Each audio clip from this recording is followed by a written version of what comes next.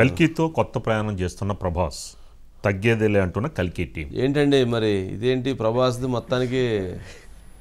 అంటే ఒక విషయం అండి, కల్కి సినిమా ప్రాజెక్టు మొదలైన దగ్గర నుంచి అండి అది ఇంతింతాయి ఒట్టిడింతాయి అన్నట్టుగా పెరుగుతూ వెళుతోందండి. అసలు అది దానికి అంతం ఎక్కడ, అసలు ఎక్కడ మొదలైంది, ఎక్కడికి వెళ్తోంది, ఎప్పుడు రిలీజ్ అవుతుంది అనేటువంటి రకరకాల సందేహాలు ఉన్నాయి.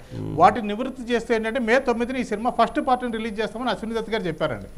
కానీ చాలా మంది ఏంటంటే గత కొద్ది రోజులుగా ఏమో మే 9న వస్తుందో రాదో, రాకపోవచ్చేమో, ఎందుకంటే సంక్రాంతి కన్నారు, సంక్రాంతి రాలేదు, మే 9 కూడా రాకపోవచ్చేమో అనుకుంటే వాళ్ళు అదే చెప్పారండి. లేటెస్ట్గా ఏంటంటే ఆ డైరెక్టర్ ఇచ్చిన ఇంటర్వ్యూలో అలాంటిది ఏమీ లేదు, మీరు ఎలాంటి సందేహం పెట్టుకోకండి, శివరాత్రికి టీజర్ రిలీజ్ చేయబోతున్నారని తెలుస్తుంది, అలాగే మే 9న సినిమాను ఖచ్చితంగా రిలీజ్ చేస్తామని చెప్పారండి. ఇంకొక ఆసక్తికరమైన అంశం ఆయన ఈ సందర్భంగా ఏం చెప్పారంటే, ఈ సినిమా టోటల్ కథాంశం అంటే 6000 సంవత్సరాలు ఉంటుంది. మహాభారతం మొదలైన దగ్గర నుంచి 2898 ఆఫ్టర్ ఏడీ వరకు ఈ టోటల్గా ఒక 6000 సంవత్సరాల కథాకాలాన్ని తీసుకుని ఈ సినిమాని తీస్తున్నారు. ఎన్ని గంటలు ఉంటుందండి?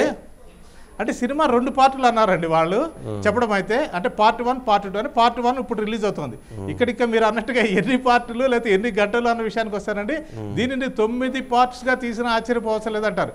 అంటే యూనివర్స్ టైప్లో అండి, అంటే పార్ట్ 1 పార్ట్ 2 చేస్తే ప్రభాస్ చేస్తాడు, లేకపోతే దాని కంటిన్యూషన్ ఇంకొకళ్ళు చేస్తారు. కానీ నాగ్ అశ్విన్ ఎవరైతే డైరెక్టర్ ఉన్నారో చాలా భారీగా ఆలోచన చేసి దీని ఒక కంటిన్యూగా ప్రాజెక్ట్స్గా చేయాలనేటువంటి ఒక ఆలోచనలో కూడా ఉన్నాడని తెలుస్తుంది.